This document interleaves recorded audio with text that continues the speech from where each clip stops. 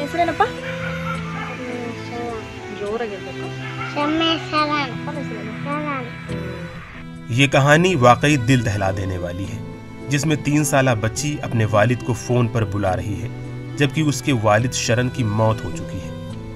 रियासत कर्नाटक के शिवमोगा में रहने वाली 3 साला मासूम सौम्या ने महज 1 बरस की उम्र में अपनी मां को खो दिया, जबकि कोरोना वायरस ने इस मासूम बच्ची के सर से बाप का साया भी छीन लिया। चूंकि सौम्या अभी महज 3 बरस की है, इसे इतनी भी समझ नहीं कि उसके वालिद अब इस दुनिया में नहीं है, इसलिए वो अपने वालिद के मोबाइल नंबर पर कॉल करती रहती है।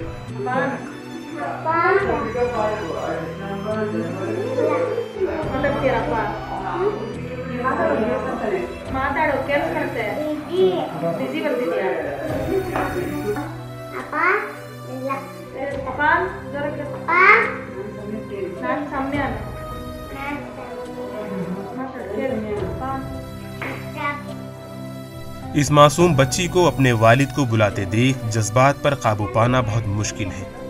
अब सौम्या की फूफी उसकी देखभाल कर रही हैं।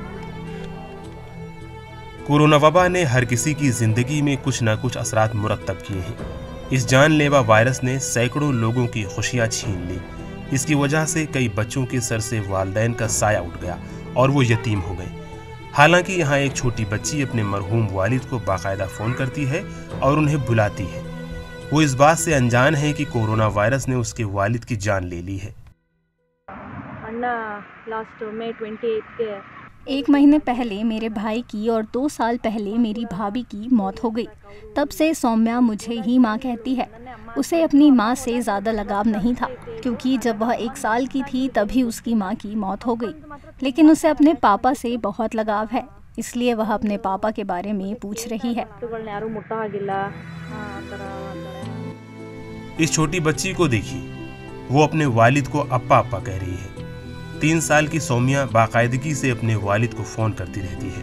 उसके वालिद शरण कर्नाटक के शिवमोगा के होस कोपा गांव के रहने वाले थे। जब सौम्या 1 साल की थी तब उसकी मां की मौत हो गई थी। तब से उसके वालिद शरण उसकी देखभाल करते थे, लेकिन कोरोना वायरस ने उनकी भी जान ले ली और ये छोटी बच्ची यतीम हो गई। ಅಪ್ಪ ಅಮ್ಮಂಗೂ ಏಜ್ ಆಗಿದೆ. ಅಪ್ಪ ಅಮ್ಮನೂ ಇವಾಗ ನಮ್ಮ ಜವಾಬ್ದಾರಿ. मेरे माँ बाप भी बूढ़े हो गए हैं।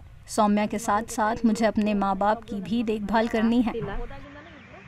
ಅದೊಂದು ಮರೆಯಲಾಗದ ಘಟನೆ ನಮಗೆ।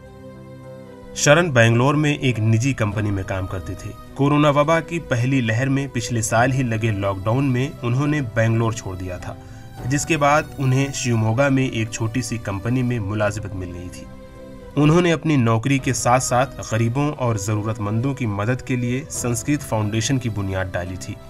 कोविड वबा के दौरान उन्होंने अपने फाउंडेशन के जरिए परेशान हाल और ज़रूरतमंदों की मदद की।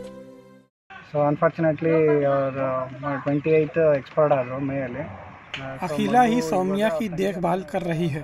सौम्या को अभी भी भरोसा है कि उसके वालिद काम पर गए हैं और अभी तक घर नहीं आए, इसलिए वो अपने वालिद को एक दिन में 4 से 5 बार कॉल करती है। सौम्या की तरह कई बच्चे कोविड की वजह से यतीम हुए। कोरोना वायरस की दूसरी लहर के दौरान शरण ने लोगों में कोविड के बारे में बेदारी पैदा की थी। उन्होंने तकरीबन 10,000 लोगों में मुफ्त N95 मास्क, सैनिटाइजर और गरीबों में कोविड किट तकसीम किए थे।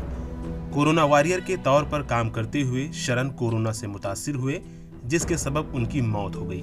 शरण की बहन अखिला ही अब सौम्या की माँ और बाप है, वही इसकी देखभाल कर रही हैं।